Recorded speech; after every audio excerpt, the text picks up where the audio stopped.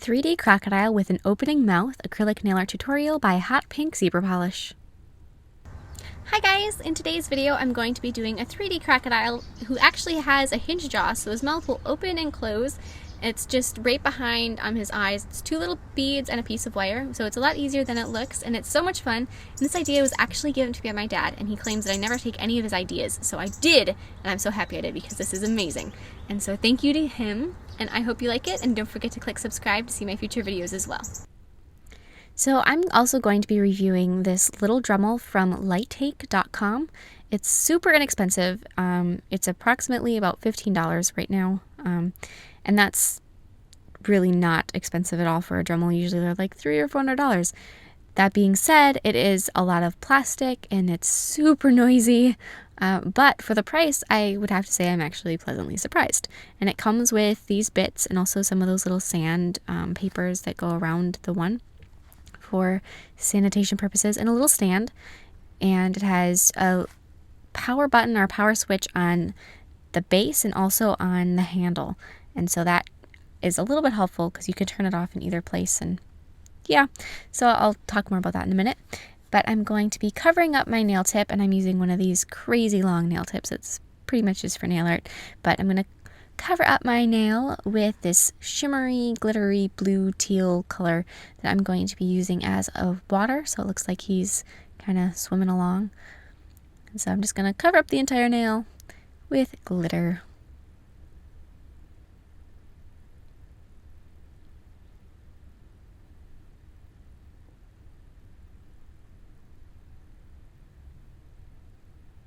And when you're doing a really long nail tip like this, the brush I'm using is a size 8, and that's pretty small for doing something so huge. I would recommend going up to a 10 or 12 at least. Some people use a 16. It would go a lot quicker and probably end up being smoother. I generally don't do things that are so long, and my own personal nails are really small, and so I don't need such a big brush. So I don't own one, so I wasn't going to use it.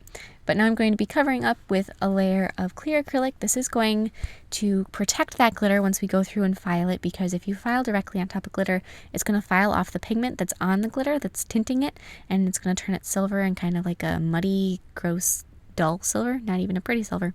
So you want to make sure that you add enough clear acrylic that you're not going to file through it into that glitter.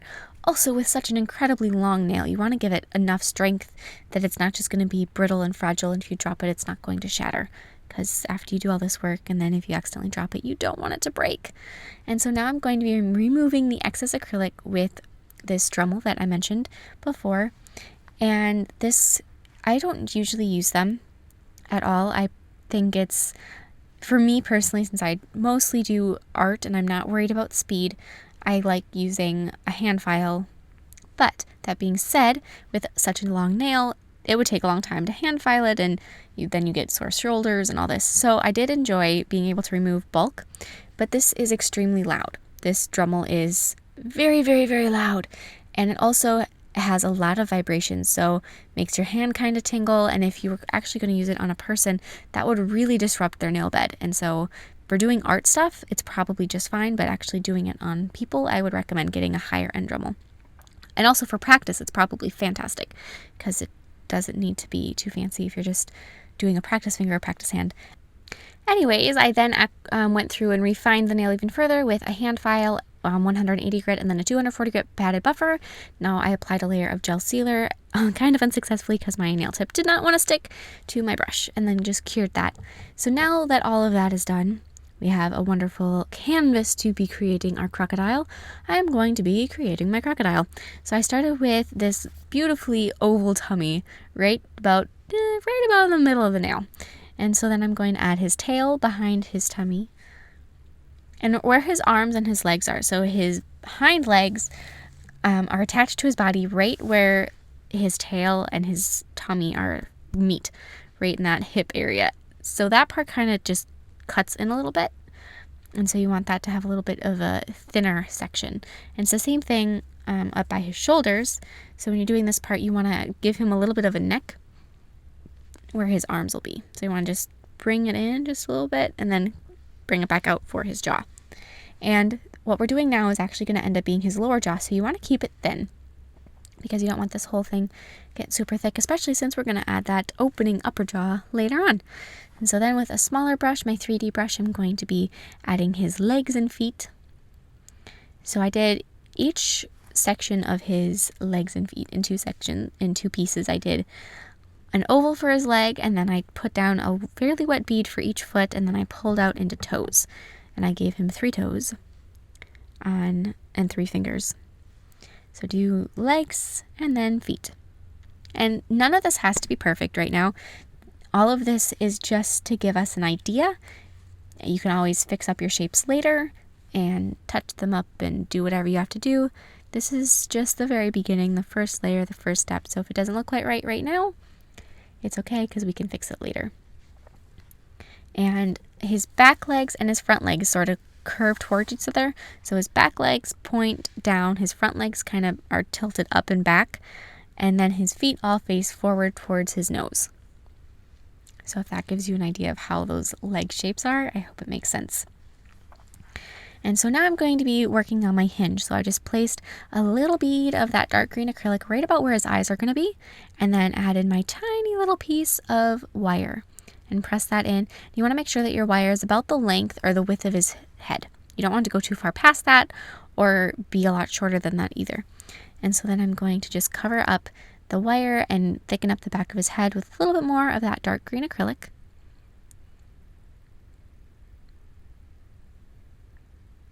Just to smooth it out and make it all nice and pretty. And then I'm going to be adding just a little bit more acrylic coming out in front. So that's actually where his eyes are going to be, that little piece there. So you want it to kind of create a U shape is what we're going for. So now I'm going to be working on his eyes. So I'm going to place down a really tiny bead of that dark green acrylic and then add a shimmery iridescent black rhinestone and do the same on the other side. So acrylic, then the rhinestone, and kind of tip them up so they're facing outwards. And then I'm going to add some more of that dark green acrylic up and over the rhinestone for his eyelid. So I'm going to give him an eyelid on each side. And now I'm going to be making his snout. So first I'm going to shape my nail form. So I'm going to just set it up there, see what I need to cut out, and then cut out the piece that's the same shape as that little eye area, and then fit that around, and then pinch it around his face so it's nice and snug and tight. And this is just like if you were fitting it to a nail. And then you're going to want to apply the acrylic on that nail form in the shape of his upper jaw. Don't ever touch the acrylic that's already on the nail with the new wet acrylic, because then it's not going to come off. And we do want to be able to take this off. So just fit it to the shape and try to get as close as you can without it ever touching. It's, it's a process. And this cracked me up when I first put this nail form around his face because it reminded me of a muzzle and I thought it was really cute.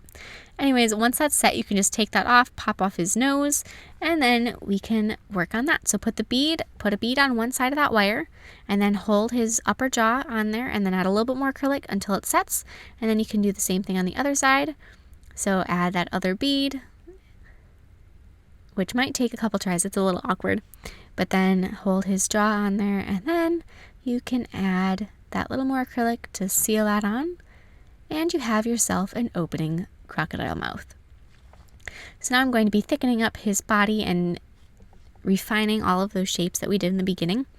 And really, if you take your time and go slow, and if you're looking at a photograph so that you know the shape that you're going for, and you break it down into pieces so you know that his body's an oval, his legs are ovals, then hopefully you shouldn't have too much to refine and fix.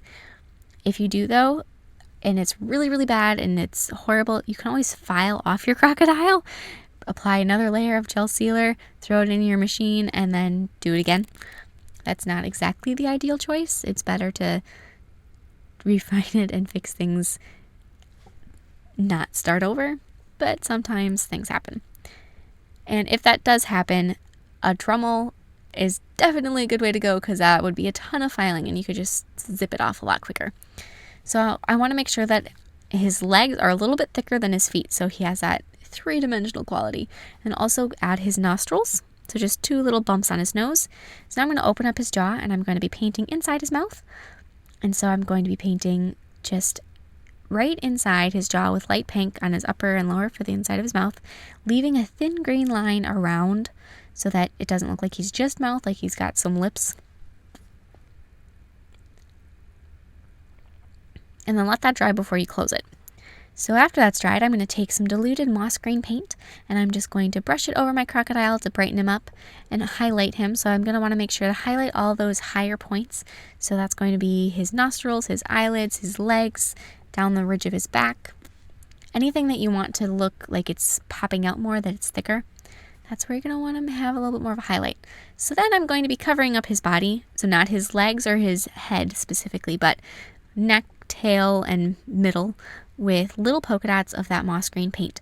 And these are going to be his scales, and you just got to go through and add polka dot after polka dot.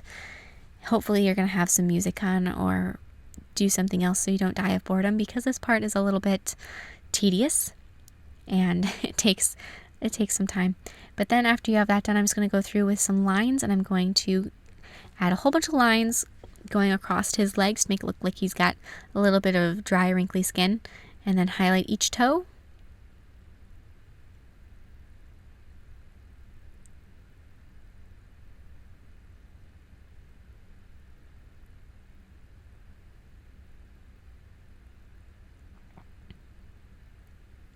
And then I'm going to take and add a little white or a little light green line on his nostrils and his eyelids. And then I'm going to give him his teeth. So taking my tiny brush and some white paint, I'm just going to add tiny little polka dots all along his jaw, that jawline. And crocodiles don't actually have lips. They can't cover up their teeth. Their teeth are permanently exposed. And so it actually works out pretty well that his teeth are sort of like on the outside of his face, because that's sort of how they are. And then I'm also going to give him his white little toenails and paint a black dot inside each nostril, and then add matte top coat over my crocodile.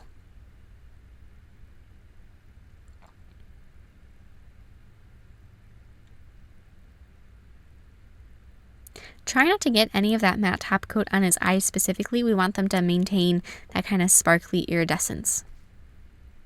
And also don't forget to top coat inside of his mouth.